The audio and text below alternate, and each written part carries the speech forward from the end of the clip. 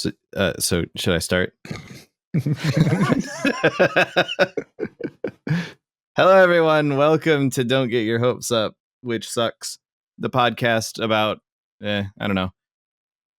I'm Josh Allen, aka Lore, joined once again, as always, by Mike B, aka Mike B. Yeah.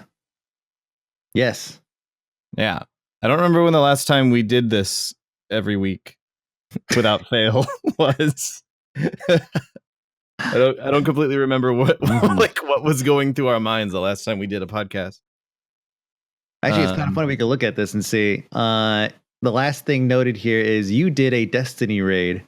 That was a long time ago. Oh yeah, we've already gotten tired of Destiny. I think we're getting our slackerness with this show out of the way, out of our system, because when we do our new show, it's going to be actually the one that we care about, reliably weekly. Yeah, we're trying to live up to the name on this one, and the next one we have to actually do a good job. Yeah. So reminded everyone, we're doing a new podcast soon. More like what we used to do with Game Breaker, less like whatever the fuck this is. It's going to be so good. I'm excited. Oh yeah. I've been working on some things for it. I showed you some of it already, Mike, and I'm excited. I'm really happy with how it's going. Oh, good. I'm excited to see it. Yeah.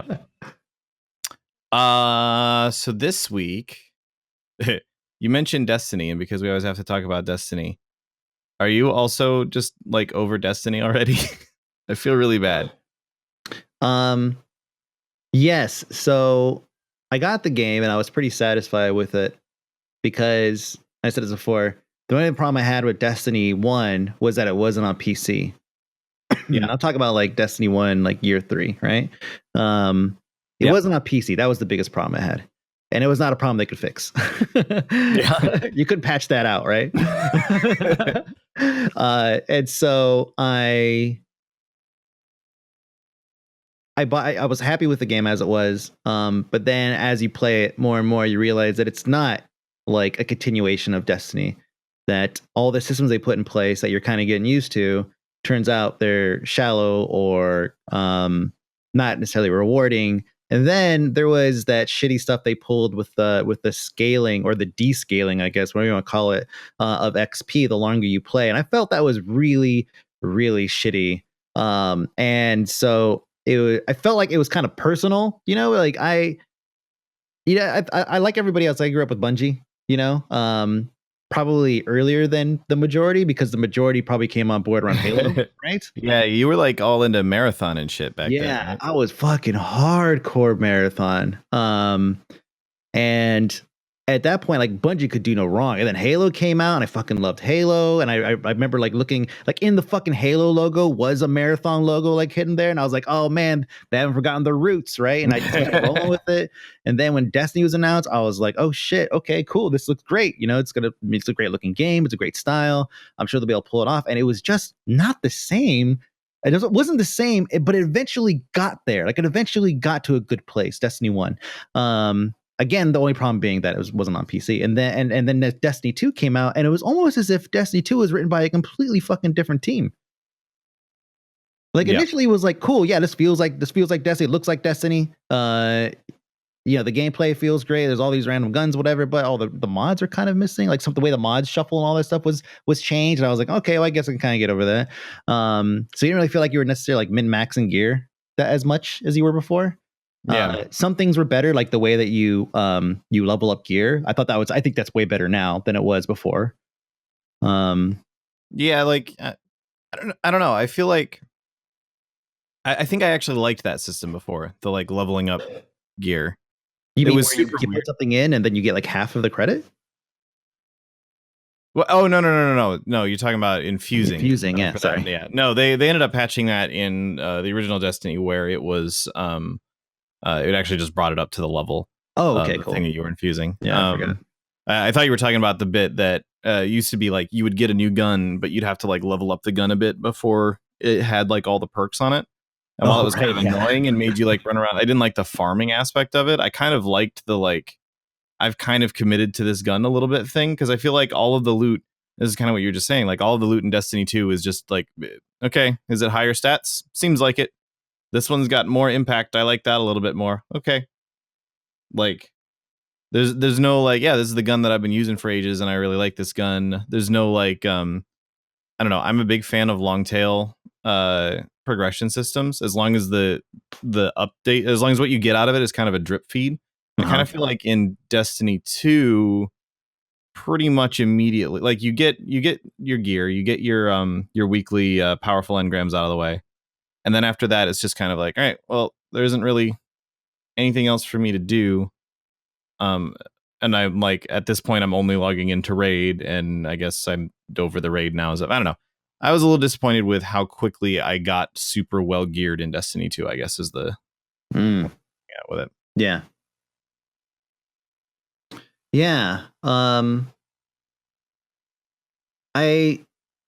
I feel like I feel like also a letdown was that the next raid was just like a wing, and it was relatively short. And the reason why, and so I didn't buy the season pass because I was a little skeptical about it. I was like, it's like, was it $20, something like that? It's like $20 I could save by just not getting it in the event that they end up fucking us. And that's basically what I feel like happened. I almost feel like it was a bait and switch. Like, oh, yeah, DLC. And in my mind, it's like, oh yeah, you get like a couple more passes or a couple more major DLC drops. And for me, it was like, yeah, I'm thinking Vault of Glass, and then like another fucking raid, and then another raid. But no, it was kind of like, it wasn't necessarily more of the same necessarily, because the warship or whatever the fuck it is like, it really is massive.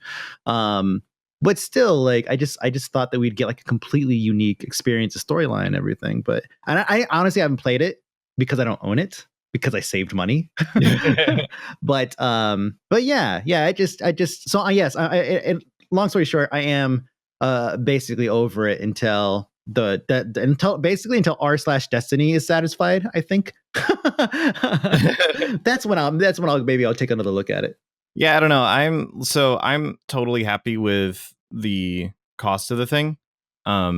Yes, I work at Blizzard. I didn't have to pay for the base game, but I did have to buy the DLC with my BattleNet bucks, so it's kind of that I paid for it. But like, I would have paid the money anyway. That's not a question about it. And I'm happy with the amount that I've spent on it personally. I totally see why that's not the same for everyone. I hate money, and I keep buying like $60 video games that I play for 2 minutes. Yeah. So getting my 6 hours of play out of my $20 is actually a pretty good deal for me. But yeah, I don't know. I'm it's weird. I'm done with Destiny until the next DLC. I'll get the next DLC for sure, and I'm actually kind of okay with that in a weird way.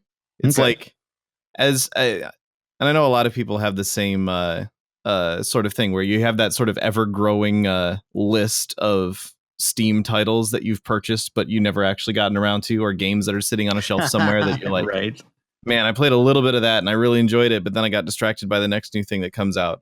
So it's, in a way, it's kind of cool to have a thing that's like, this was $20. It's only slightly more than the cost of a movie. It was about 4 times the length of a movie, and it was interactive. And I'm actually kind of okay with that. Mm-hmm. I don't know. I think it sort of depends on what expenses you're comparing that $20 to as well. Like, sure. if you're me nowadays, where you're like, okay, I live in Southern California, everything here is way expensive. This $20 means that I shouldn't go to McDonald's this week. Like, all right, that's fine. I'll have my avocados fresh from the store instead of hand delivered to me or whatever via toast. Yeah, it's just because like the way cost of living is out here, $20 for a DLC it's pretty small by comparison to, if you look at where I was a few years ago, living in Michigan as a full-time streamer in a time when Twitch streamers didn't have subscriptions, let alone like bits and shit. Patreon didn't exist, etc. In my day. Back in the day when it was all off of ad revenue. I don't even know how we made money back then. I have no fucking clue how we made money back then. We didn't make money back then. What the fuck? But yeah, like back then, I'd be like, "Fuck, $20. That's actually substantial because in Michigan, $20 is like a week's worth of groceries back then." So, yeah, I totally get it. I think the quest line that you go through is really good. I actually really enjoyed that. Mhm. Mostly because I've been playing a warlock for pretty much the entirety of Destiny, and so having lots of really warlock focused like lore and stuff to sort of adventure around in was super cool. But yeah, I haven't done the raid, and I probably am not going to. Oh well, that's that part I didn't see coming. I just that you're just not going to do the raid. Well, I didn't get around to the raid in the first like couple of weeks, and at this point, it's like either I can jump in with like Shizzle or somebody who's just going to carry me through it because I don't really feel like finding a group that's still like trying to progress through the raid right at this point. Yeah. Either I find a group and get some people to carry me through it or something, which is a hassle, or I just don't do it. And realistically, knowing me, I'm probably just not going to get around to it. Right. You're also playing a bunch of other games too, so yeah, that's kind of the thing. Is I've got game ADD lately. Mm-hmm.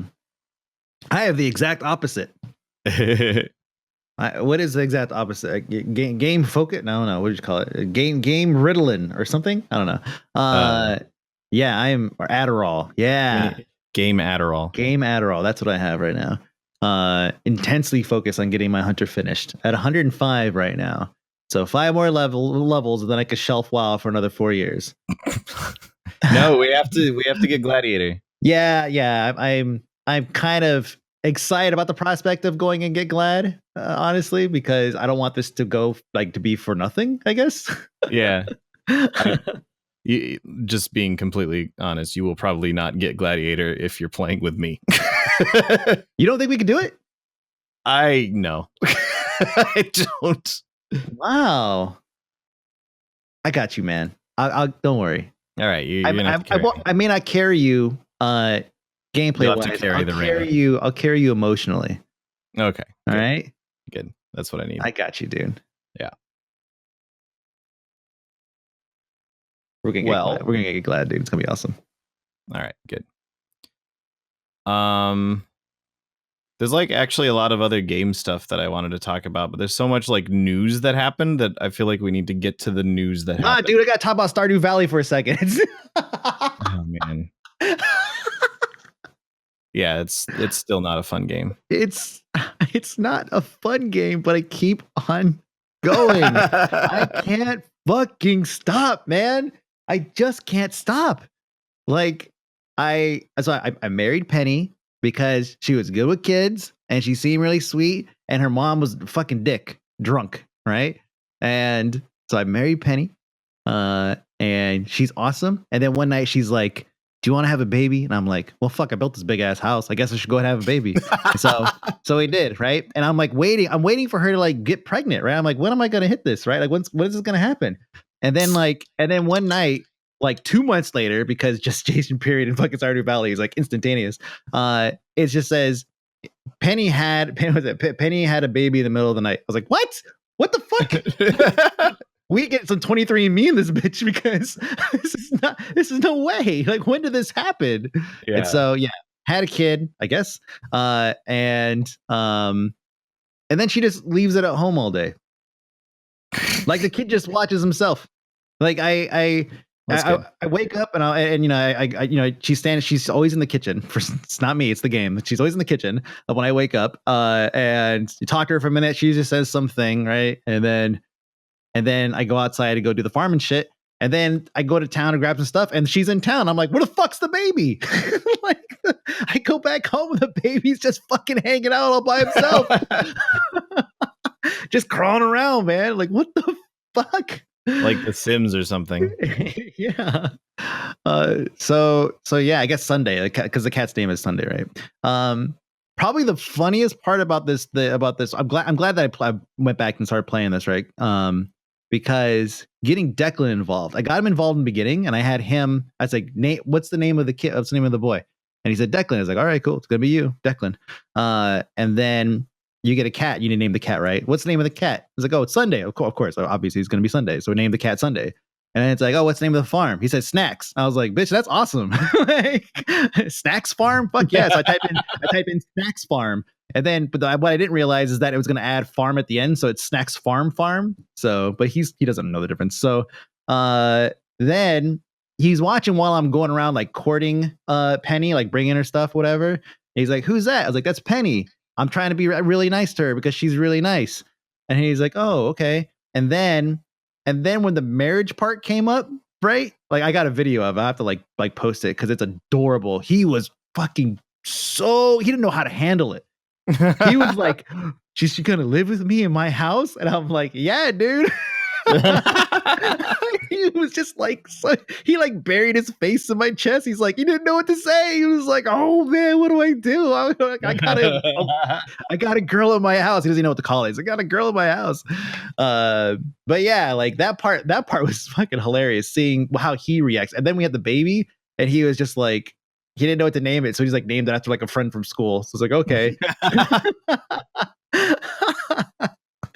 So yeah, that part of it, like kind of a social experiment. I probably ruined this kid somehow. Somehow this is going to translate into something later on. He's gonna be telling a psychiatrist, like fucking Mr. Robot style, like just nice. My dad mentally pushed me out a window or some shit, like with this game called Stardew Valley. I fell down a flight of stairs. Oh man. Yeah. I haven't launched it again since I gave up on it right after buying it. I also right after buying it. I seriously played it for like maybe an hour, and I was like, nope, this game is not for me. Well, fine. I also uninstalled the Harvest Moon mobile game today because I decided that wasn't happening either. It's just not your kind of game. Apparently, yeah. You know what? Apparently, my kind of game is fucking adventure communist.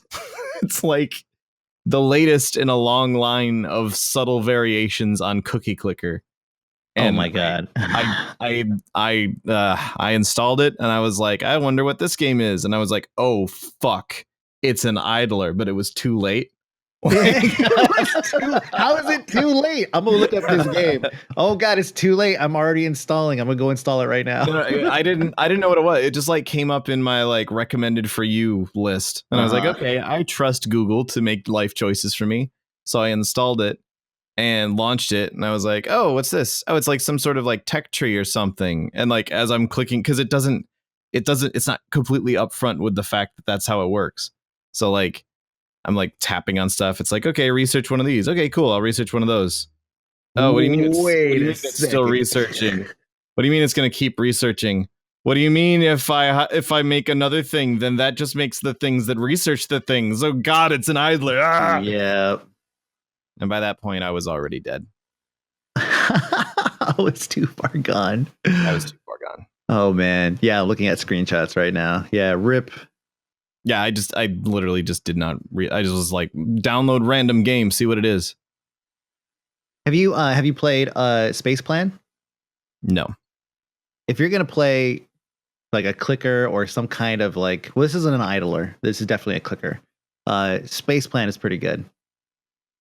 They do pretty, like the music is really great, first of all, and it's just fucking bizarre. Like the way it kind of wraps up this already very bizarre story, if you could call it that, is just fucking weird, man. I want to be clear that what would happen if I installed this game is not that I would switch the idler that I was playing to a different idler. The problem is that then I would be playing two idlers and I would never be seen again. I'm idling so hard right now. Guys, I'm not playing so many games. Exactly. You know what else I picked up recently? That's really good. I picked up Skyrim VR. Oh, I watched you play it for a bit. Yeah. It looks interesting. Yeah, like it's one that you watch it and it doesn't look as fun as it is to like feel it, I guess. Which seems to, like that's VR in general. Yeah, exactly. Like content creation for VR is super difficult if you're trying to show it to someone who hasn't experienced VR themselves, because it's substantial how much your body actually feels the motions that you're taking. But it's really interesting from the perspective, like I kind of feel like that this is the sort of thing that VR needs to do to sort of graduate from the little like fun but gimmicky games like the job simulators and that sort of thing, where it's like, yeah, this game is fun, but there's only like maybe 5 hours of playtime in here, sort of stuff. Taking an already existing full game like Skyrim, and just sort of injecting VR into it is actually, it works really, really well, because you're still getting the sort of like VR gimmicky sort of like, I swing my arms around to attack with my sword. Like I can draw a bow and fire a bow in the game. Whoa, that's so cool. If only there aren't 50 other VR games that do that. But you like get like a full storyline and everything around it. And of course, at this point, like everyone's fucking played Skyrim. It's like one of the most sold games in history. Sure. But it's really, really like, it's a smart move for publishers that want to get into VR to do, because then it's like a quote unquote real video game, if that makes sense. Unless it's Doom. So I was looking at Doom BFR because it's the only other thing I've seen so far that works with the weird ass controller that I bought. But I've heard that it's not good or something. So that's what I've read. And the biggest comparison is that somebody took Doom 3 and made a VR mod, and it is way better.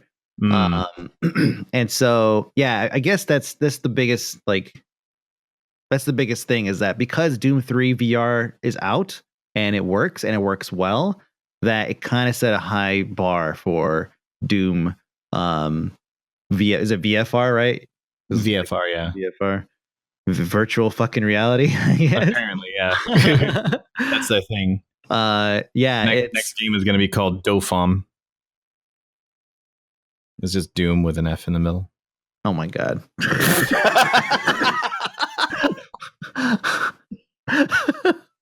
Wow, that was one of those moments where I recognize like he's not getting it. That was really good. I just have to double down on it.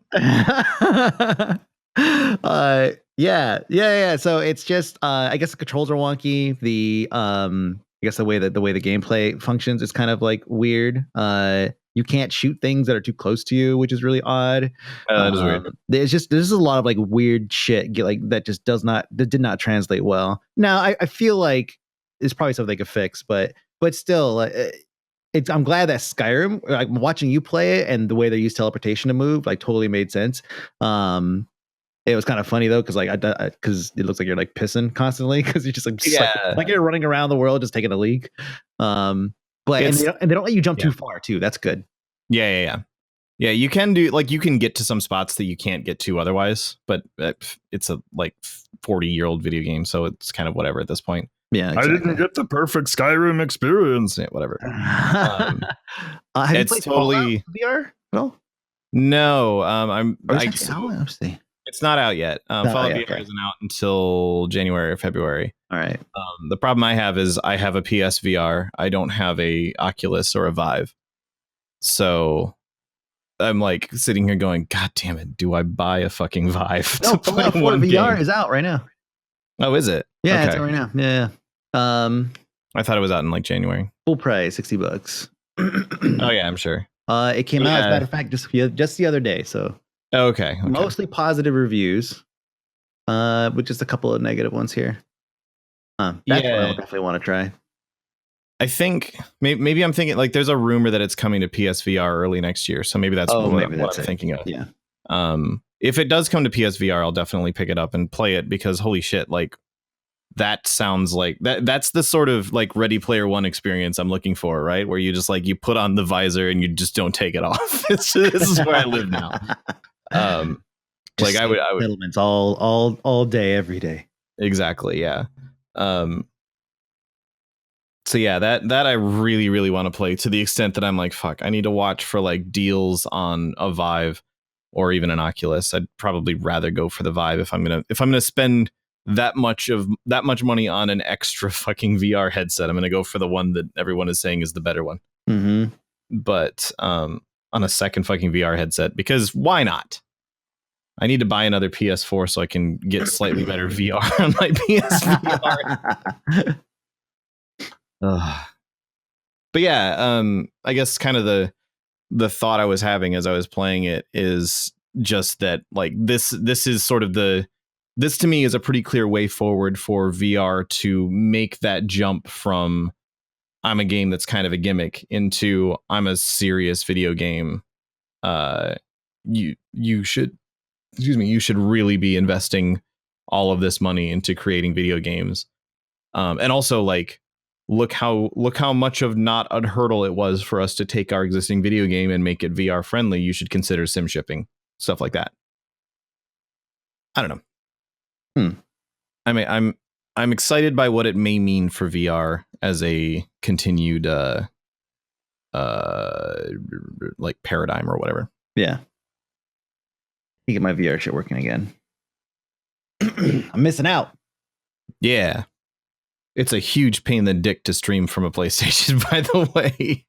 Oh, I'm sure. Yeah. Like already with my setup, it's like it's trying to figure out how to stream from like 2 PC setup is kind of a pain in the ass. It's like, well, how do I talk and send this? Like, I don't know, just a bunch of hurdles. Yeah. There's no not as much of a pain in the ass as a PSVR, because you can't even like do an overlay. You can see chat. Exactly. Yeah, I have to have like text to speech on. So like when you came in the chat. Yes, I remember. Yeah. Go ahead. You like came in the chat and your resub thing popped up and I was like, oh, thanks. I don't know who that is. And all of a sudden everybody was like, called out, like ignored or whatever. And I'm like, I don't know who it is. And I was like, wait. And it was saying like a Cammy Cabe for your name all the time. I was like, who's Cammy Cabe? Why don't I remember a 26-month sub called Cammy Cabe? Oh man, did someone change their Twitch name? What the fuck? And then finally someone said Mike, and I was like, oh fuck, it's Mike. Okay, that makes sense. But I'm like completely blind, like in fucking Tamriel the entire time. I don't know who it is. But yeah, it's fun. And you can do fun little dances where you consistently stab things and then blood flies everywhere, which is, I don't know, it's cathartic or something. Nice. So anyway, speaking of the actual news this week, I feel like we should get to this because let's do it. Like we're gonna spend an hour talking about it anyway, so sooner we get to it, the better. Maybe let's start with the Patreon thing. Okay. So Patreon, and you will know more about this than I will. So feel free to clarify, because like you run a Patreon, I don't, so you've got more hands-on with it. Mm-hmm. But basically they came out and they were like, hey, we're gonna make some changes to our fee structure, because something credit card authorizations or something like that. And then like everyone's Patreon started crashing because people were like, I'm sorry, but I'm now getting completely like done over by Patreon. This is bullshit.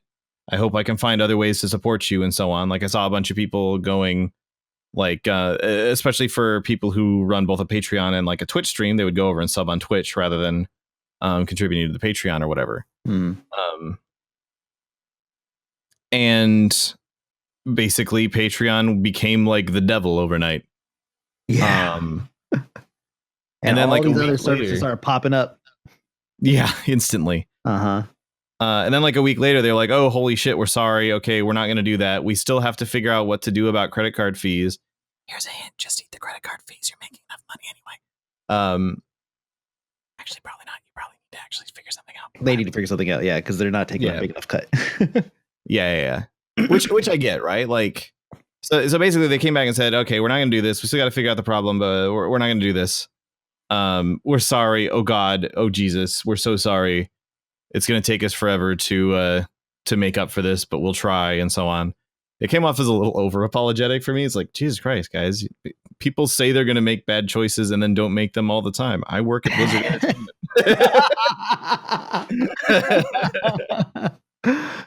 Yeah. Yeah. So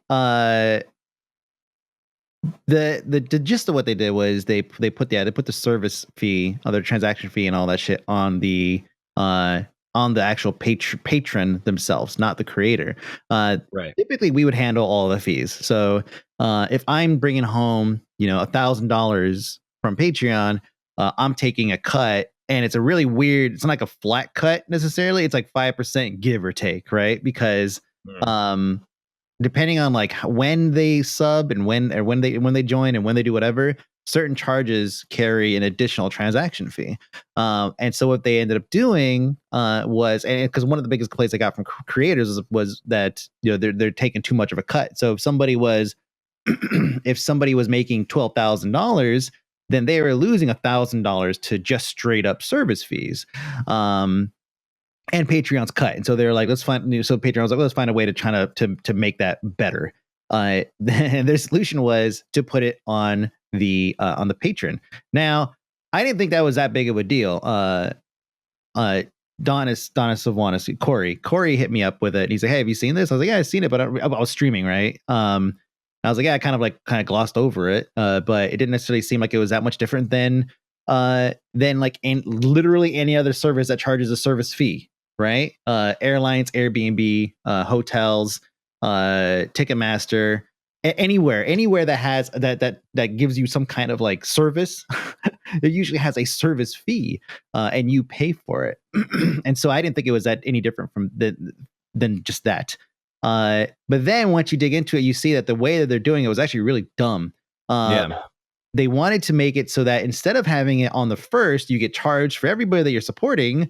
You get charged on the anniversary of your subscription, which makes sense that you want to do that, because that's how everybody that has a subscription service does it. Like, for example, Twitch. Yeah. And so that's what they wanted to do.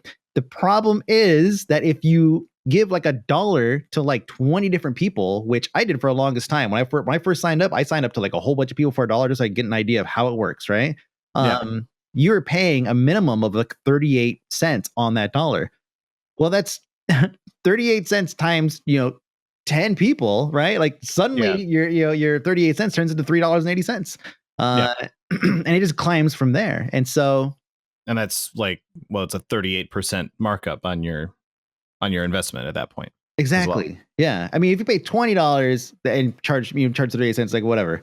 But when you look at it, it's like, well, wait, why is it like this? Like, I'm getting charged like 30 times a month, $1 each plus a 38 cents fee on top of it.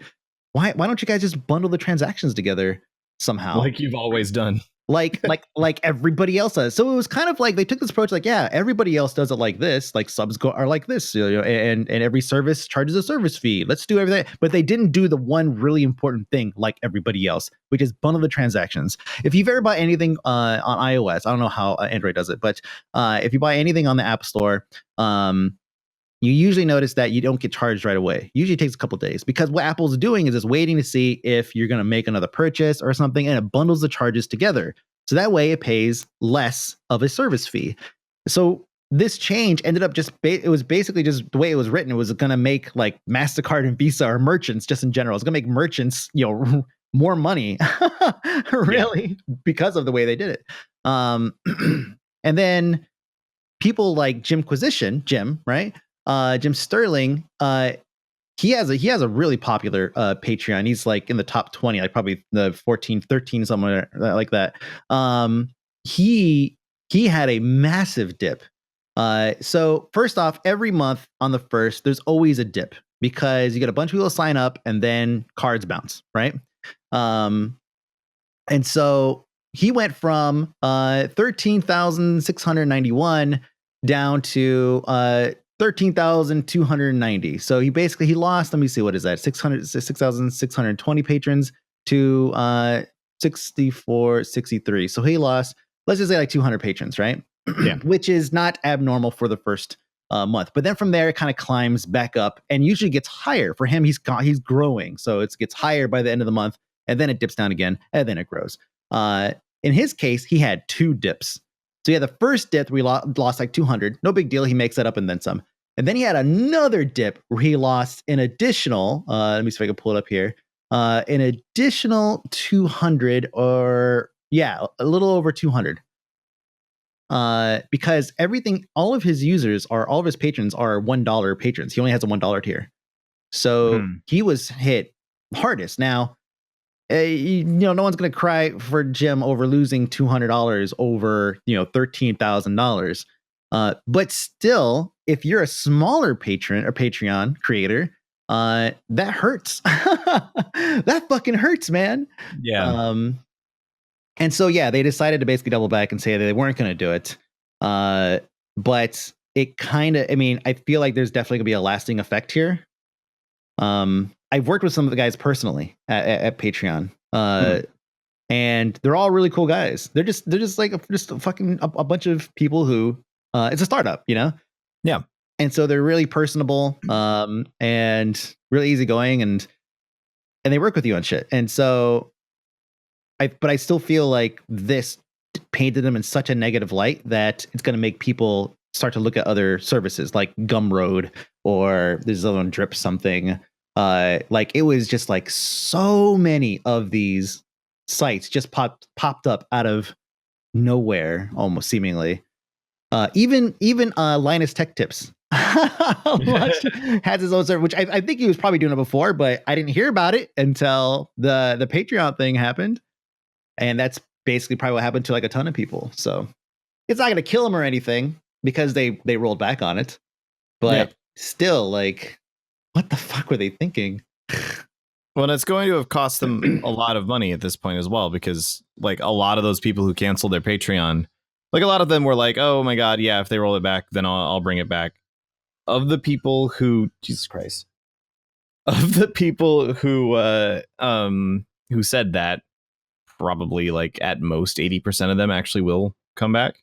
Because the way that things like that tend to work is you get the person to sign up, and then they'll probably stick around once they've signed up. But if they cancel, they're less likely to come back, because it's very rare for someone to sub to someone, cancel their sub, and then come back and sub again. It's just not a common occurrence. So a lot of people won't come back. Yep. A lot of creators have now missed out on a whole bunch of funding because of the way that worked.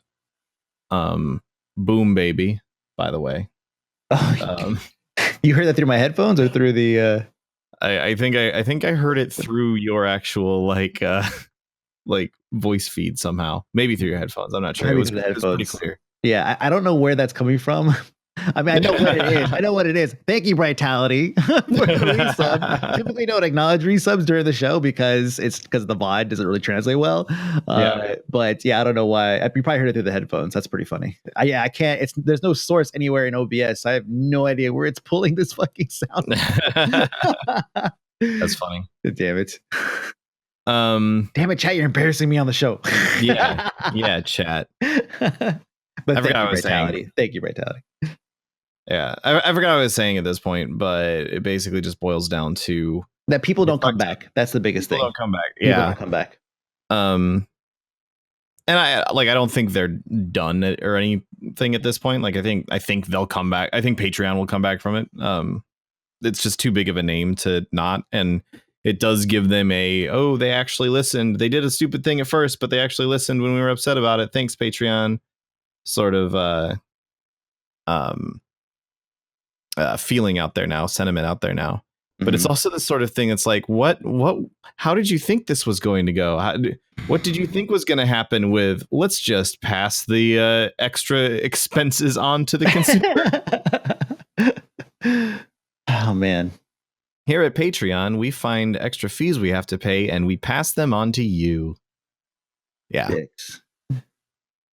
So, yeah, I'm glad they rolled back on it, mostly just because it would have really hurt a lot of creators even more than it already did. Yeah. But yeah. So speaking of things that can really hurt creators, let's talk about net neutrality. All right. So today, for anyone who's listening to this later and or lives inside 10 rocks, 10 rocks. I feel like that's the number of rocks It's like that the Russian doll of house rocks right there. Yeah, exactly. Like, I feel like that's the number of rocks that would be necessary for you to have not heard that the FCC voted 3-2 to repeal net neutrality today. Like, I'm pretty sure there are people on other planets right now that are freaking the fuck out. They've been watching Earth for a while. And they've been like, oh, they're doing a lot of stupid shit. They're doing a lot of like watching it like fucking Mr. Robot style. And then they're like, what? Repealed net neutrality? Whoa, what a twist. I can't wait to tune into the next episode of America. I don't know. But yeah, like it happened, sadly. Which basically means where we are right now. I've been trying to get like a straight answer on it, but in the age where all of your news comes from Twitter or Twitter-sized articles, it's actually difficult to get like real details on things. But apparently now it's not like dead and done. It has to go on through this, like the Senate has to approve it or something like that. That I haven't been able to find real. I've been seeing that circulating around on Twitter, but I haven't really been able to find why anywhere. And also, like 20 states have decided to sue the FCC, so that's a thing. Yeah. So I'm not gonna pretend like I know exactly how these things get written or de-written. I didn't pay attention to the I am a bill fucking song. So I don't know exactly how the process goes, but I know that this is not the last time we're going to hear about it. And even if it was 3-2 in our favor, we would still have to fight fucking again, because this is something that is absolutely never going to go away. We will eventually lose this. Like, it's eventually going to go away. We're just trying to stave it off for as long as possible. Eventually we'll get to the point to where people are gonna be like, oh fuck it, like I'm tired of fighting this fight. You know, it's like SOPA and now this, like everything between like SOPA and this, and even before that. It's just they're not going to stop as long as they're able to make more money by basically deregulating and making new regulations or whatever. They're gonna continue to push for it. And so it sucks that we have to keep fighting to basically, not have to pay an extra surcharge to stream on Twitch. But yeah, it's gonna be a fight that's never gonna end. So this is not the end. We're gonna hear about it more. Right now, states are already standing up. And even before that, Washington, I think, stood up and was like, we're gonna regulate shit the way we want to regulate shit. Go fuck yourselves. I think probably every blue state is definitely gonna be on board with suing the FCC over this and trying to get it re-appealed. Right. It's interesting. There's actually a number of red states that are getting in on it as well. Like, I tweeted earlier just saying, but when California, Iowa, and Kentucky all agree that something is bad, probably bad. Yeah. Any place that wants any kind of Silicon Valley style money, right? Type of money. Anybody that wants that VC money, they're going to want to fight this, because tech companies are not going to hang out anywhere that, or they're going to. So if one state says, like Washington says, hey, we're going to regulate the shit ourselves, fuck you. Well, then guess what? Tech companies are going to be like, well, Seattle's looking pretty good right now. And they're going to, or some random, town outside of Seattle. Sure. Whatever.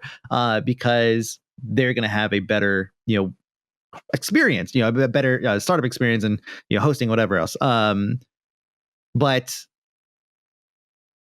yeah, anybody that wants that VC money, they're going to want to fight this thing. So it very clearly got repealed because of money from Comcast and fucking whoever else you want to lump into it. Obviously there's money involved in getting that flipped, but now Comcast and everybody else is going to have to fight against that kind of, again, that kind of VC money and all that stuff. There now, it's like it's going to be a money versus money war to figure out like whether or not this ends up staying or whatever. Yeah, and if it does have to go back through the Senate, which again I haven't been able to find out exactly why people are saying that's the case, but a bunch of people have been sharing it around on Twitter. But if that is the case, even a number of Republican senators, interestingly, several of them are up for re-election in 2018, are starting to say, actually, no, we need to keep net neutrality. So that's good. There's just a whole lot of bullshit, basically, at this point. Yeah. I doubt that even if the repeal goes through today, that companies could really spin something. As I'm saying this sentence, I disagree with myself. I'm sure that like Comcast and Cox and so on have like their 12-stage rollout plan ready to go the second that they're able to charge us extra for going to YouTube or whatever. Yeah. Because that's basically what it boils down to for anyone who's listening who's like, I've heard net neutrality is good, but I don't know why. It boils down to should you be able to like buy something like Hulu, which you're already like when you purchase Hulu, you are paying Hulu for access to their service, and you're also paying your ISP for the ability to access that service, right? Mm-hmm. What repealing net neutrality would mean, and why the cable companies and so on, the internet, the ISPs really want this to go through, is because it would also allow them to make you pay to use their service to access Hulu. So like you're paying for Hulu, you're paying for your ISP, and then you're paying your ISP's Hulu fee on top of that. Is sort of the thing that we're worried about happening. Yeah, a service fee. Exactly. Yeah. The same way that like you buy cable and then you also have to buy HBO on cable. The difference being that if you're doing that, you're not also separately paying HBO, which is the difference between that and the example I was giving a moment ago. Yeah. Somebody said, "Oh, go ahead. Sorry." I was just say, and also like someone mentioned in my chat, so maybe this is the same basic thing coming up. Like all of the ISPs right now, they have basically no competition between each other, and that has not proven to be a fixable problem. Just because the ISPs are really good at staying out of each other's way, they literally will not compete with each other, because if they start competing with each other, then they have to lower their prices in order to compete. And if they lower their prices in order to compete, they recognize that all of them will end up making less money if they compete with each other. Yeah. So they just stay in their own areas, which, yes, is technically by definition a monopoly, but apparently they can legally get away with it. Yeah. Yeah, it's shit. Like it's fuck, I forgot what I was going to say about it, but the comment that was made, if you're trying to explain it to like somebody who has no idea what it is like, imagine, it's like, would you let EA control the internet? Imagine if the way we view how EA proposes games and delivers games, I should say, and content and microtransactions and all that shit, it's like, would you let them run the internet? And the answer would probably universally be no. Because they probably wouldn't be that much worse than what we currently have, but they would definitely be worse.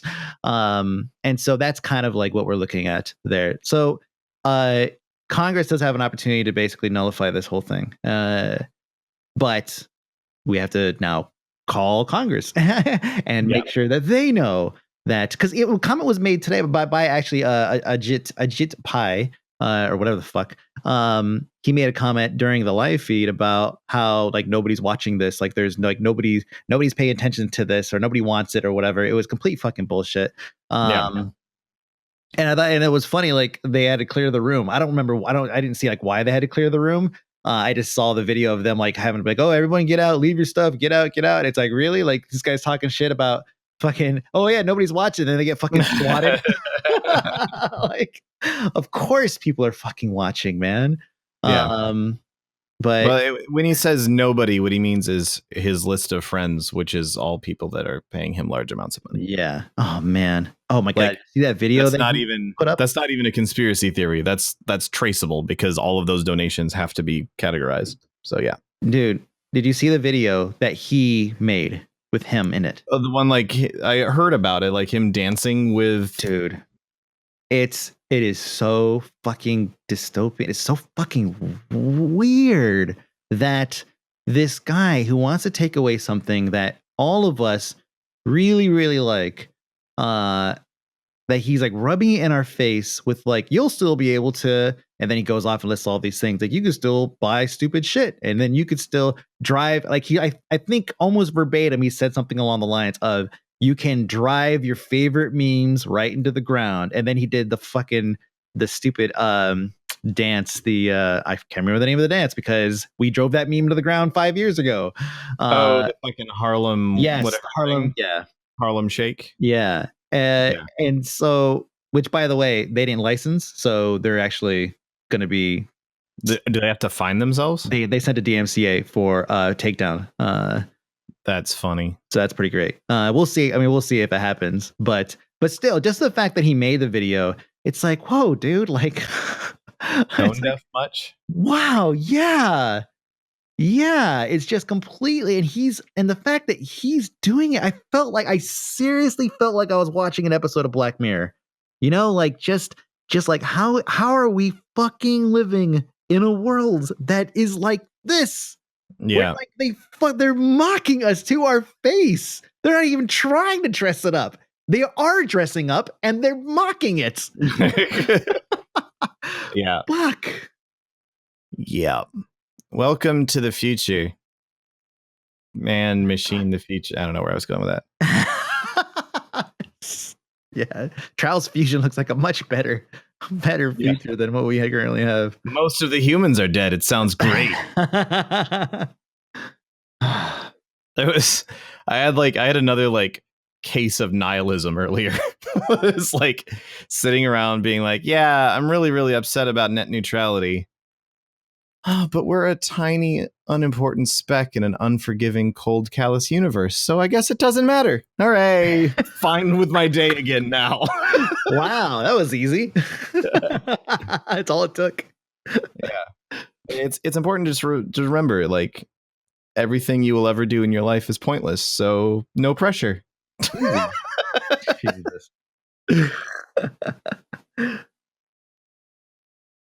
So yeah, it's currently it's moving on to the Senate in some capacity, which I am not confident in speaking clearly on. Congress is the one that's has to nullify it. Yeah, they apparently have the ability to do that. So please, if you're in the US, contact your Congress people and tell them what the fuck. It helps a bit that there was a poll, and obviously it was a poll that was done largely online, if I remember correctly. And so obviously prone to abuse, but said something like, it ended up with something like 83% of people who were polled said don't repeal net neutrality. So it's clear that like, even in this, if it was close, then I would be like, oh, you know, I guess in that case, like you could make some sort of like case that it had been like tampered with or something. But 83% is a pretty strong majority of the people who were polled saying do not repeal net neutrality. So if it does go to Congress, who does actually answer to the people in some capacity, I think there's actually a decent chance of it getting repealed there, but only if people actually like make sure that Congress knows that they're being watched. So do that. Do that, please. So speaking of impending lawsuits, well, these are just easy today. Super easy. Yeah. So Crytek. Everyone knows who Crytek is. Well, okay, that's probably not true. Several people know who Crytek is, but if you don't, they made the engine that powers Far Cry, and I believe they actually made like the first couple of Far Cry Crysis. games also, or Crysis, yeah, not Far Cry. Well, and also Far Crysis. Cry. You're right about Far Cry. It also does run Far Cry, yeah. But they made Crysis basically to show off their engine. Yeah. And then got a dev team to make Far Cry, if I remember correctly. I don't think it was the same people that made Far Cry that also made Cry. Anyway, doesn't matter. They make an engine. It's like there's kind of two main game engines right now. There's the Unreal Engine and there's Cry Engine. And then there's a few random other ones or proprietary ones and Unity, so on. Yeah. Unity. I forgot about Unity. Cry Engine is kind of considered to be the pretty one at the moment. Although the new Unreal Engine is looking really good also. Anyway, so Cloud Imperium Games had licensed Cry Engine to make Star Citizen. At some point, like what was it, like a year and a half ago, maybe even longer now. I've lost track of time. Cloud Imperium was like, okay, actually, we're going to make two games. We're going to make Star Citizen, which is going to be the game that everyone kickstarted. And we're going to make Squadron 42, which is going to be like the single player version of Star Citizen. Because like we want to get something out or something like I don't remember exactly why, but they pulled an H1Z1. They split their game into the game and the other version of the game, basically. So they have Squadron 42 and Star Citizen. They only ever licensed the Cry engine for Star Citizen. So even though they split Star Citizen into two games, that's now two licenses that they need for Cry engine, at least according to Crytek's understanding of the legal side of things. Mm-hmm. So Crytek said, hey, you guys are doing two games now. You have to buy another license for this engine. Cloud Imperium did not do that. From the sound of things, like they didn't even say anything to Crytek the entire time. They just sat on it. But I don't know if that's true or not. And then eventually Crytek was like, okay, I guess we're going to sue you then. Yeah, it's a right now it's this is a new thing. So it's kind of, there's a lot of stuff kind of in flux, right? The only thing we've really heard detail wise is the stuff from Crytek. We know that Crytek is hurting for money.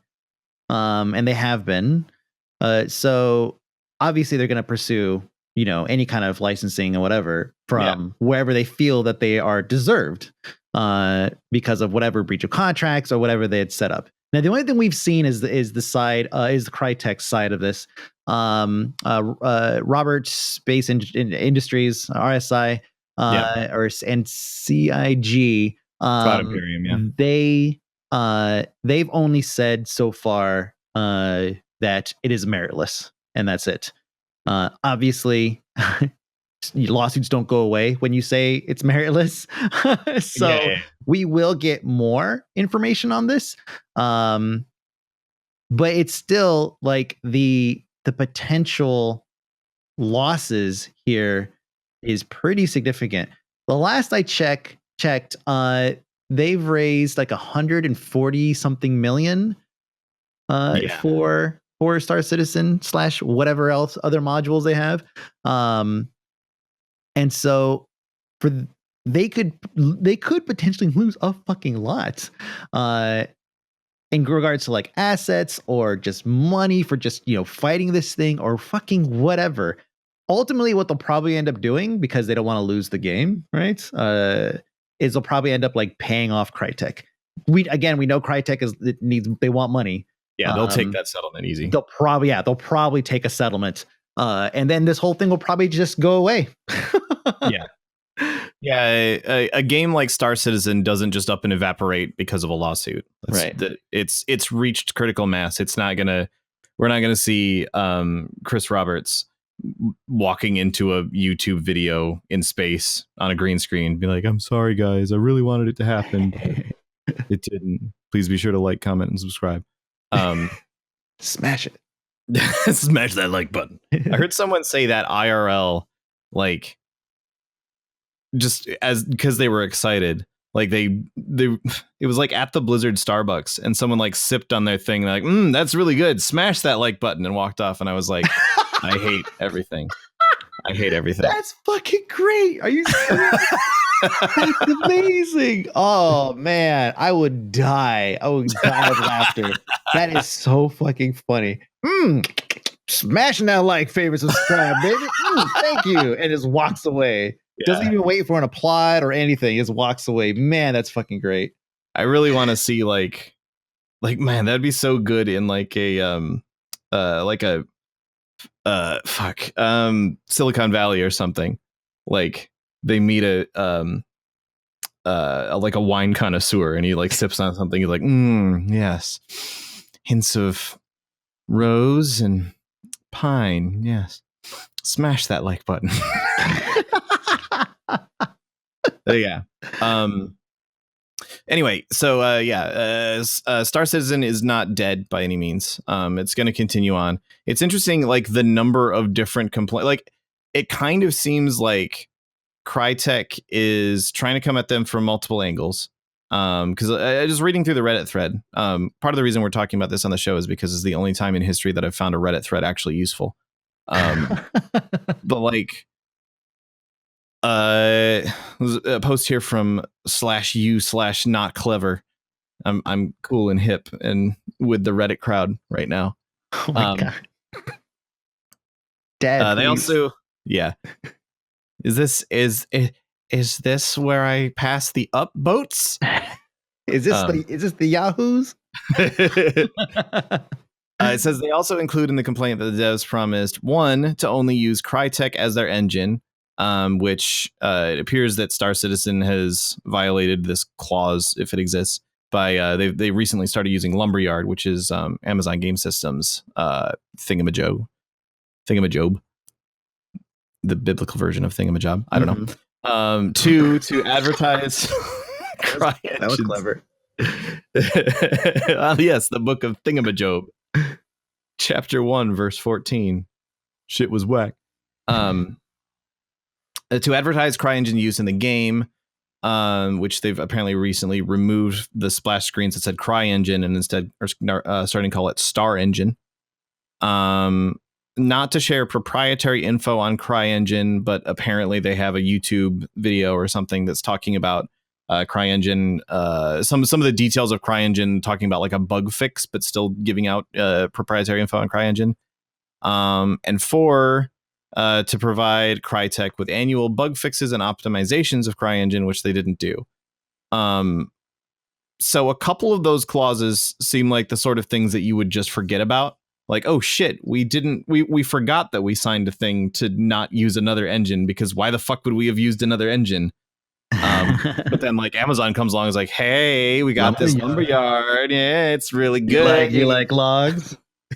Or something. I don't know how they do that. You look like a lumberjack. Mm-hmm. You look like a man. You look like a man who knows his way around some wood. Know what I'm saying?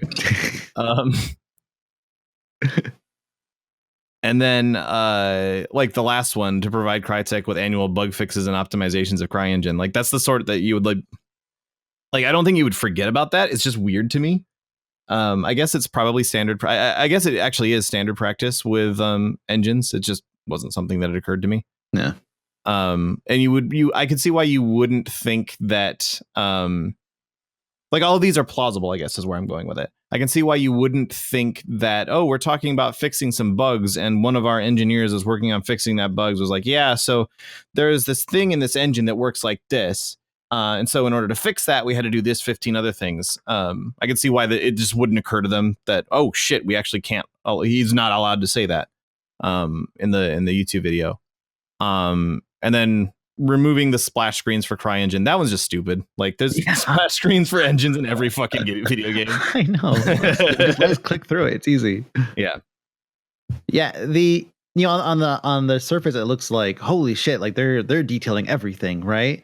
But the reason why, and I know this from my years of watching Law and Order, that I saw a few good men once too, but I don't think that really applies here. Is that in litigation, that's you typically come down with like whatever the charges are, whatever the allegations are, right? And so you basically make a massive list of allegations because it's you can't like come later and be like, oh wait, but we should also charge him with this thing. I forgot. Can we put this in? Judge, can we put this in? You can't do that. Like, usually what happens is you have a huge list of shit, and they basically go down and they decide, all right, are we really going to do this? You really don't have grounds for that. Just take it out, right? And so that's it. You strike it. And so they're going to basically stack as much shit as possible until they get in litigation. Then they actually sit there, and that's when they'll see exactly what they really think they can win.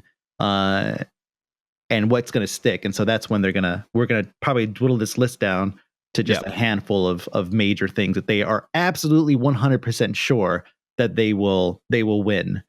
You see this kind of stuff. It's not 100% related, but you see this kind of stuff with crime, where if you overcharge somebody, like if you charge them for like first degree murder, when in reality you could prove that it was like, manslaughter, then that person gets off 100% scot-free. But because you can't get tried for the same thing twice. But if you get charged for manslaughter and it's very easily proved that it was manslaughter, then you go to jail for manslaughter.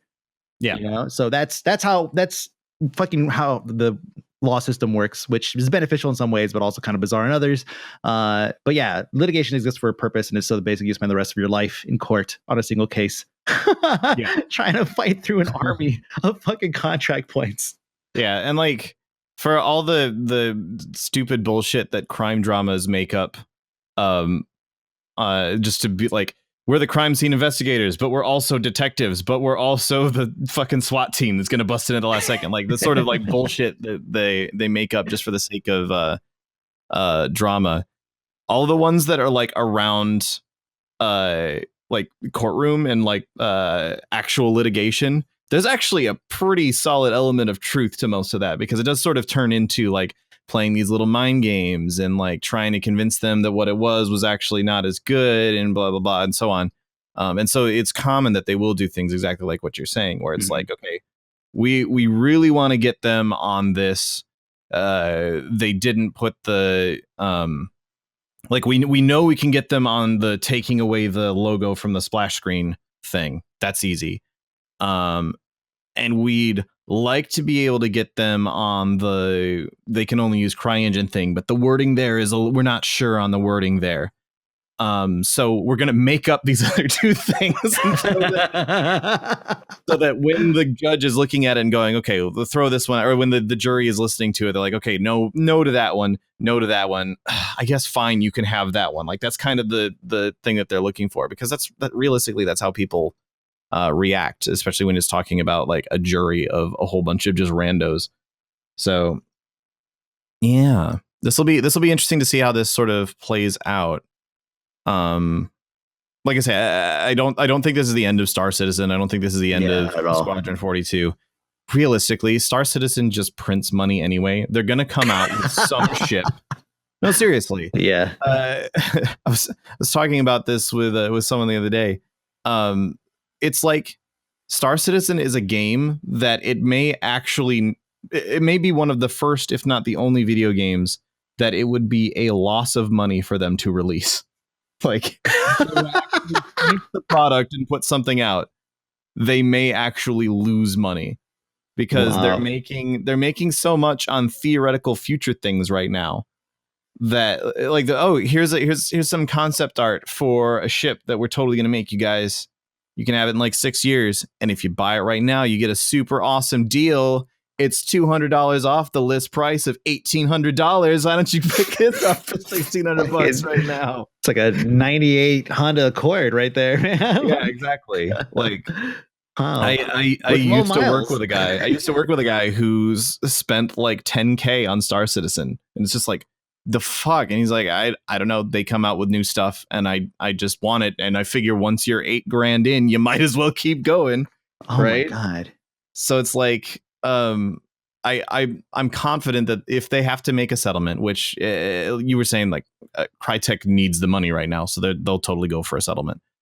They're not going to want to drag this out in court for too long, because the longer it goes in court, the more that they're not making money, basically. Yeah. The longer it is before they get paid. But man, it's like, yeah, I don't know what the rest of that sentence was. It's just another thing to add to the list of Star Citizen related shit. You know, like starts what? I seriously thought you were going to be like, it's just another thing to add to the list of topics for this episode.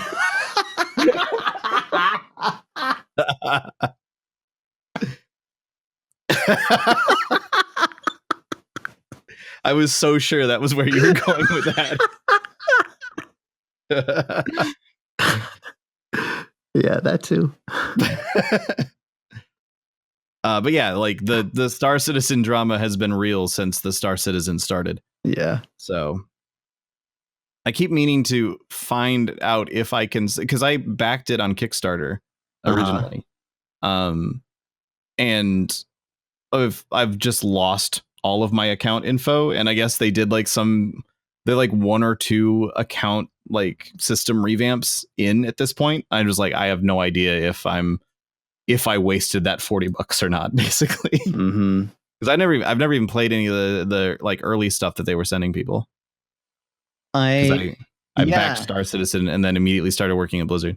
I wonder if it shows here it is. Star Citizen, $5, pledge status canceled. I ended up not backing it. I mean, the $5 is like a placeholder, right? Because I was interested in the game. It looked pretty awesome. But I backed it initially because I was interested in the game. But I canceled it because I got tired of hearing about it. Like they would send fucking multiple emails a day. And like I could have just like filtered it out. But honestly, I was like, wow, dude, like if you don't understand that you shouldn't send fucking 3 emails a day, 20 a week, then I don't trust you with my money. I can't do this. Like you won't shut the fuck up and just leave me alone now. Like just maybe give me a every other day update or something. But god damn. And so that's why I ended up like canceling my thing. And it's great because I would be wondering where my $5 is at right now, I guess. But no, I want the game to succeed because everything they promise looks amazing. And from what I've heard from like Shizzle and Clunkers and everybody else that's played, these other releases they've done, these test releases or whatever, it really is fantastic. And so it's like, wow, okay, great. Like I could still buy the game when it comes out, or actually I've already been gifted this stuff. But yeah, it's like I want it to be successful. But man, what an amazing story it'd be if it just fucking crashed and burned. Yeah, I mean, the reason that I backed it in the first place was because I was like, this game sounds fucking awesome. I want to play this. And they did manage to catch my interest again relatively recently because they have they had a video that was like, here's this thing that we're doing where your character in game, their face moves as your face moves. Like it uses your webcam and it just stares at your face the whole time, and it moves your face in like when you're talking. Yeah. Like in something like Ark or Grand Theft Auto or whatever, like when you key up your microphone, your character does a little talking animation, but it's just like random face motions most of the time, or it's like just tied into the volume of what you're saying. But this is like some tech that actually watches your face. And so if you like raise your eyebrows or like frown or whatever, it will actually just do that in the game. And that's really super cool for the like role playing perspective. I don't know how possible role playing is even going to be in this game, but if it is possible to do something like what happens with like the Ark servers or whatever, where you just know that the other people that you're interacting with is also like role players, that could be super fucking cool. Yeah. Yeah, I would love that. I mean, Face Rig is another thing that does it. It's on Steam. Basically the same thing. If you've seen like the Doge streamer, you play CS:GO and like it's fucking hilarious. But yeah, like that kind of tech is out there, and but it's in terms of putting it in an actual game where, like you said, it's not just your mouth fucking flapping. It's like actual like face movements and everything. That's fucking cool. And yeah, I saw that demo and it was like, honestly, part of me was kind of like, really? Like, that's another thing you're going to try to add in this bitch? It is one of those things that you're like, okay, what's the purpose for this? Are you really trying to like heavily support the RP audience? Because that would be kind of surprising. It seems a little bit more like you just came up with a funky idea and you thought you'd try it because you're sitting on a pile of money. I don't know. Pitch bend. Yeah. So yeah, we'll see. I just noticed it was November 12th, 2012 that it was funded. Yep. That's a long, that's fucking long. 5 years, man. That's a long fucking time. Well, and it's like it was one of the first. It was one of the first games that at least was like really was well known. Like one of the first well known Kickstarters at all. But it was one of the first times that we saw people really start talking about a game they were going to work on before they'd done anything like at all. And they had like thrown together a couple of little like previews, I guess, at that point. But it was basically like games take about 5 or 6 years to make, especially if it's something of that scale that they've been talking about for Star Citizen. Like, I wouldn't be surprised if it goes 8 years before it's actually fully released, or even longer, because that's just how long it takes to make something that massive. And they've found a business model that allows them to just spend all of their time forever in development because they pre-sell it the second they think of it. Mm-hmm. It's not that fast. That's not how things work. But yeah. So I don't know. It's really super interesting, but it's also one of those like, man, if this releases, like, there's a cycle for game development. This is even noticeable for things like WoW expansions or whatever. But every game, like everyone who follows a community that talks about a game, what happens is everyone's super hyped for the game. It releases, and unless it's like an instant knockout super hit, everyone immediately hates the game. Like, that's how it works. Because what happens is prior to the game releasing, the only people that are talking about it are the people who are excited for it. Mm-hmm. They're looking forward to it. They want to play this thing. That sounds fun. So the only people that are talking about it are the people who are positively invested in it. After the game releases, everyone who's enjoying the game goes and plays the game, or doesn't really talk about it anymore because they've gotten their enjoyment out of the game. They've moved on in life. The people who are angry about it go and talk about it, because that's the point where that takes over.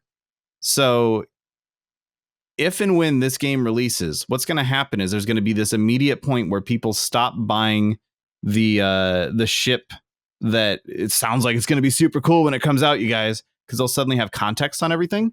Mm-hmm. And they'll be like, oh, I actually don't like this.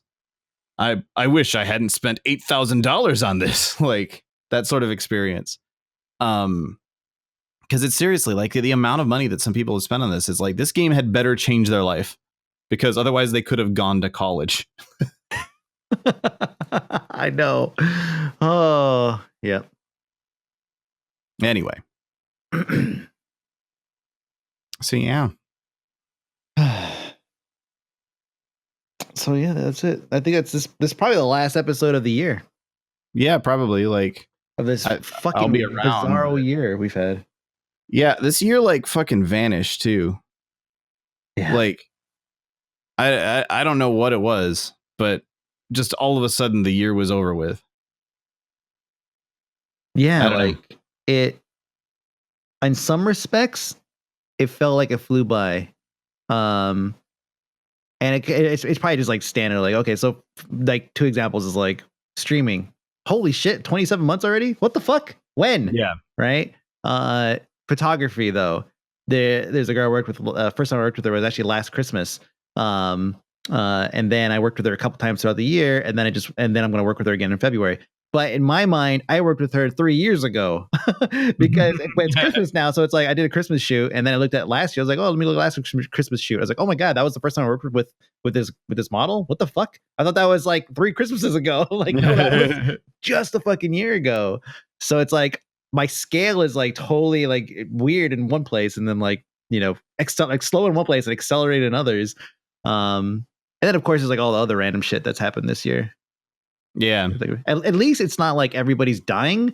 Like 2016, like everybody dead. In 2017, it was like everybody was like, "Oh, do you see a name? Like, please be dead."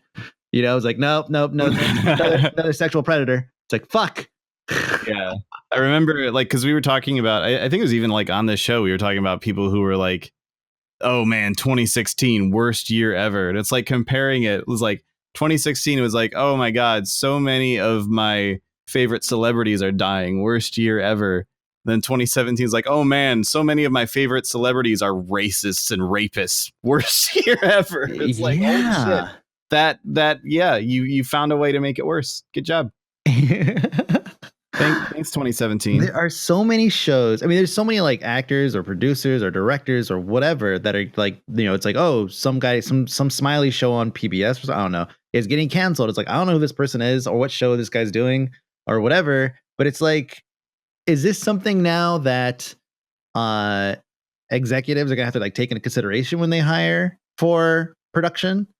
Right? Like our production manager is gonna have to be like, you know, in an interview and it's like, okay, so have you ever made sexual advances towards somebody who was a subordinate or another coworker or whatever? Like they're gonna have to include this at some point, and that way they can later be like, well, he said that they didn't, so I don't know what to do.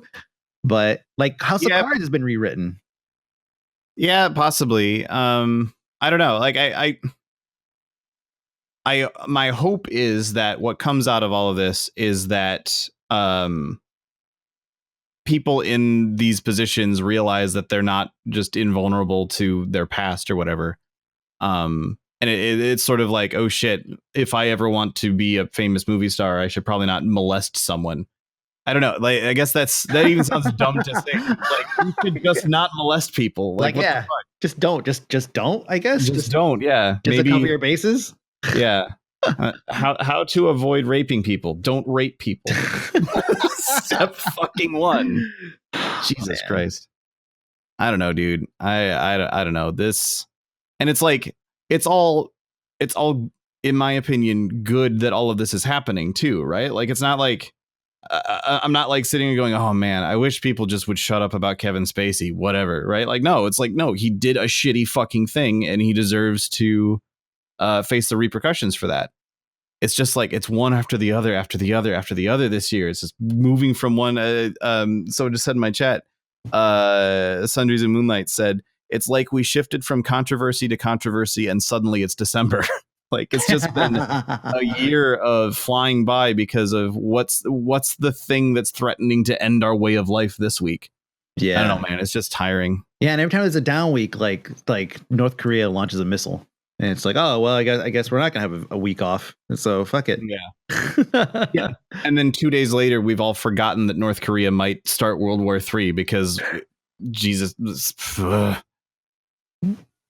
Yeah, because some random show, some actor, some random show or something, whatever. Like 30 years ago, something happened. Yo, it's funny. I'll be honest. Like when it comes out, it's like, oh yeah, like 30, 40 years ago, you did this thing. And I'm just like, really? You bring that? Like, is that really happened 30, 40 fucking years ago? It's like, that seems kind of odd. Just like dig this shit up. And then what usually happens is like the actor or whatever will be like, yeah, I did that. It's really shitty. I was like, you really did that, dude? Like, yeah.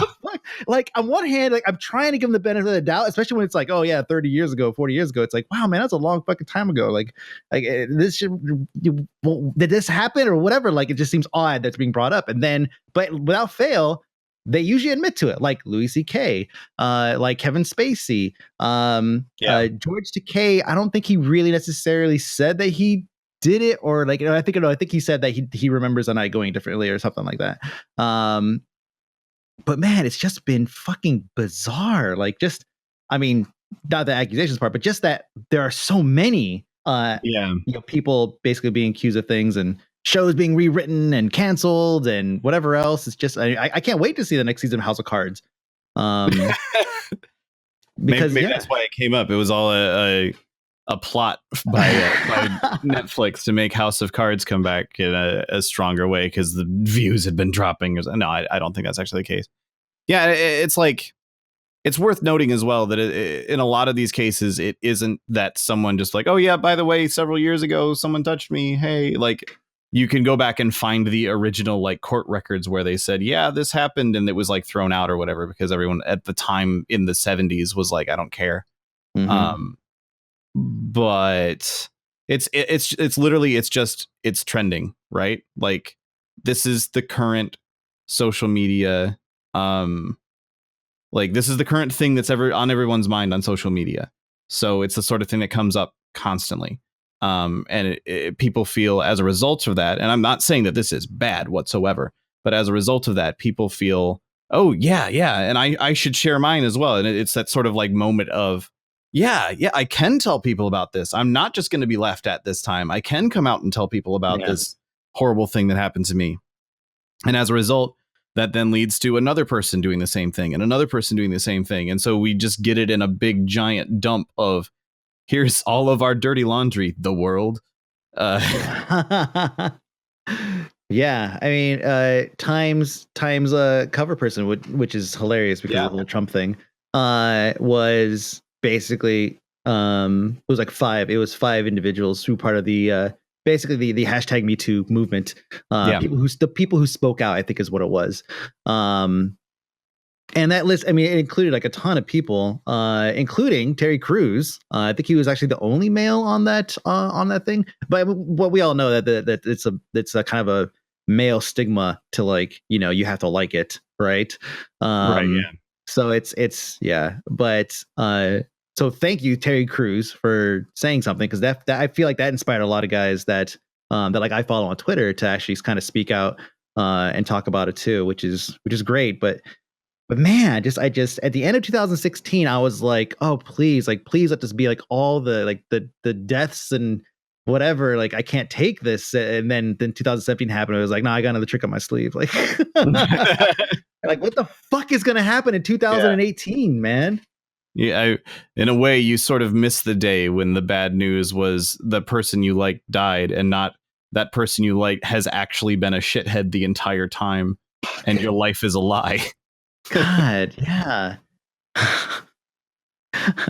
Kevin Spacey, why couldn't you have just died instead? No, that's still a horrible thing to say. I'm backtracking on that immediately. Yeah.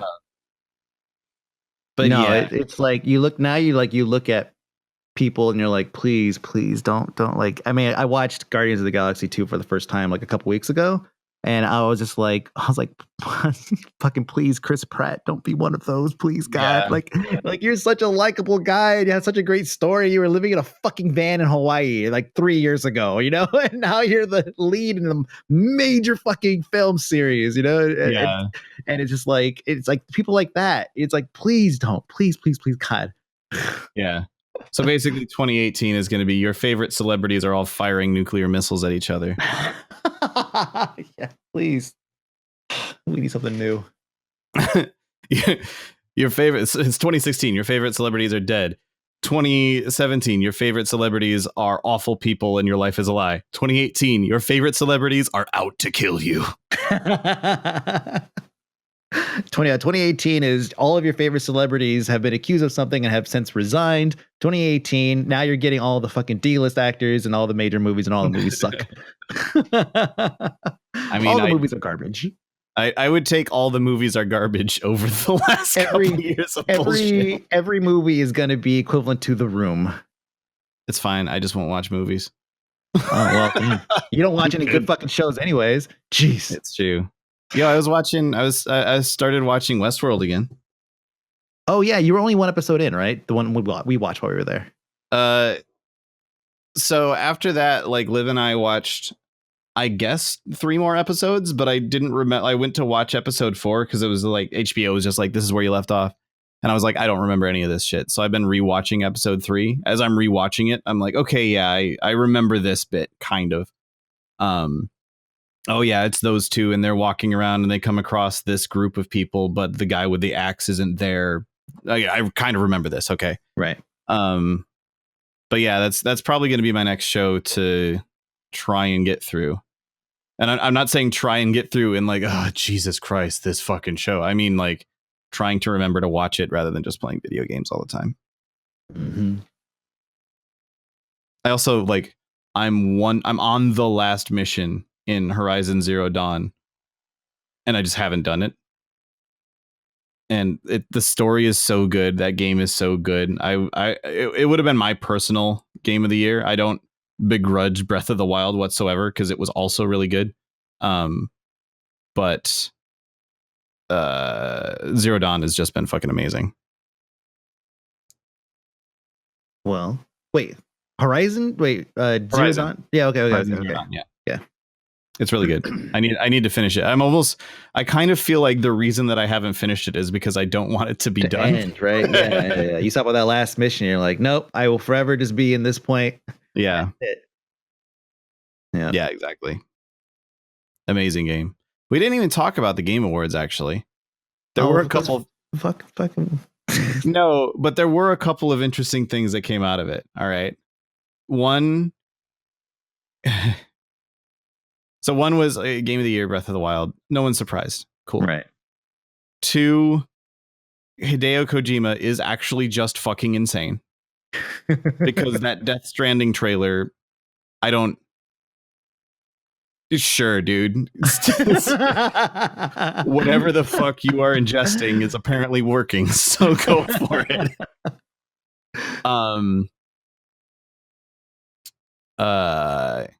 3 is that I'm pretty sure Jeff Keighley actually just has I think he's actually just in love with Hideo Kojima. I think he would like to spend the rest of his life with Hideo Kojima. The way when you see the way that a man looks at another man like that, you sort of understand what's going on. I turned into my preacher character for a second. The fuck was that? Yeah. Go ahead. I was gonna say, and the fourth thing that was interesting was the one developer who made the game that I can't remember the name of right now, who was just like going fucking off on the did you see that clip? Oh yeah, yeah. The creator of Brothers. Yeah. He was like just going off, like swearing like crazy and shit. It was one of those, like, you could see the death washing across Jeff's eyes as it was happening, where he was like, I can't stop this. I can't do anything about this. He's just ranting, and I'm on the screen at the same time. Everyone at the internet is going to be watching this video on repeat for the next week. Fuck. It was great. It was so good. Yeah. Yeah. I think there were a lot of well-deserved awards. Despite the fact that it's like, I think the award system's kind of like, okay, it's kind of weird. Oh, yeah. But Cloud9 got best esports team. So I was like, yay. Then best esport. I just want to point out, best esports team is a pretty weird award. No, dude, it's perfect. That award's fine. It makes perfect sense. Cloud9 won fair and square. But they've already been competing in other things. Surely best esports team is just a formality of just looking around and being like, oh yeah, they did win the most things. There you go. But Faker got best esports player, and I thought that was super well deserved. I thought that combo of best esports team, best esports player made perfect sense because SKT is pretty much Faker. So they're not really the best team per se, but he is the best player. So it's like, okay, that pretty much made sense. Fastest growing streamer also. Well, he's fucking good. Like, anyways, so then there was the one thing I had an issue with was, I think it was like best ongoing. I don't see it on this list here. I'm trying to, there it is, best ongoing game, and it went to Overwatch. But it was up against Warframe, and I was like, damn, like I really felt like Warframe should have got that, because Overwatch is not old enough, I feel, to be considered an ongoing game. Like an ongoing game is like years, not a year and a half. Yeah, I think I got the impression that they just wanted Game of the Year, but not this year. If that makes sense. Oh, I see what you're saying. Yeah. Like, we want to be able to give an award for best game, but we don't really want to call it best game because it's going to piss a lot of people off. So let's just call it ongoing. There we go. That way we don't have to count Final Fantasy VII, because that's not really ongoing. It came out a long time ago. Yeah, because they got Game of the Year 2016. And they got best esports game 2017. So I've kind of felt like they were being greedy. But fine, whatever. Yeah, Breath of the Wild was a smart choice. I was worried it was gonna. Can't remember who else is on that list, but I was like, please God, don't be. I think it was like PUBG was on the list. I think. PUBG hasn't released yet, so I counted for this year. They're going to be Game of the Year next year. Probably not. Well, maybe. I don't know. I think we're getting a Metroid game in 2018. If PUBG beats Metroid to Game of the Year, then I'm just done.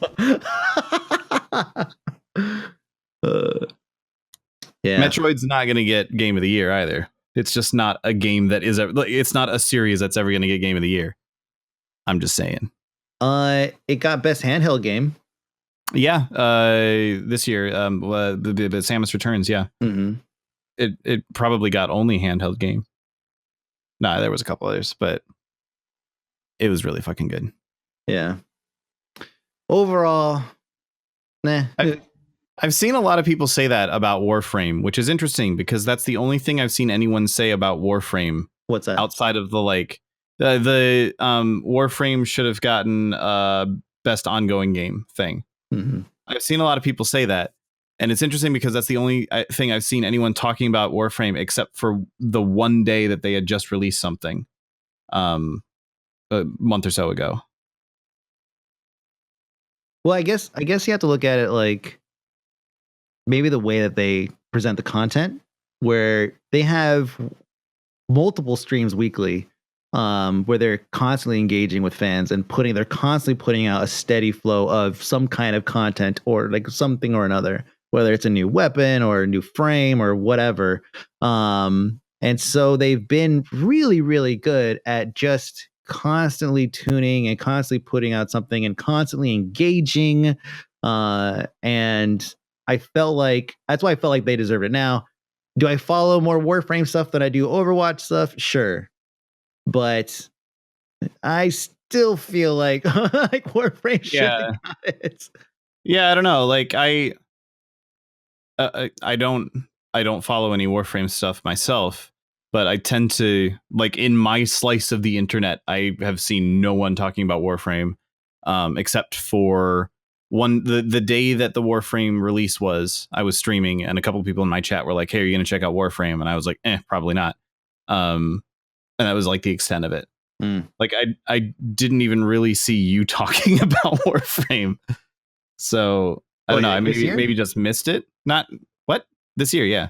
Oh yeah, this year. No, I didn't play that much. Hardly. Yeah. So it's kind of like, I guess I don't know. I guess what I'm trying to say is, if there is this massive, overwhelming support for Warframe out there somewhere, I somehow don't see it, and that's interesting. Yeah. Because we all live our own little slice of the internet, because social media is opt-in. Come on, baby.